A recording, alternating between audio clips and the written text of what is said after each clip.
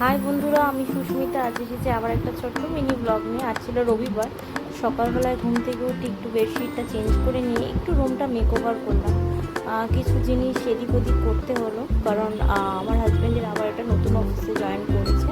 তো সেখানে কম্পিউটার পাঠিয়েছে, ল্যাপটপ না। তো আমাদের তো রুমের কম্পিউটার ছিলই একটা, তার সাথে আবার অফিসের কম্পিউটারের জন্য জায়গা করতে হলো। তো এই কারণে ও তো ওয়ার্ক ফ্রম হোম করে। তো সেই কারণের জন্য একটু রুমটাকে এদিক ওদিক জিনিস সরাতে হলো। তো সেটাই তোমাদের সাথে শেয়ার করলাম, দেখো কীরকম লাগছে রুমটা।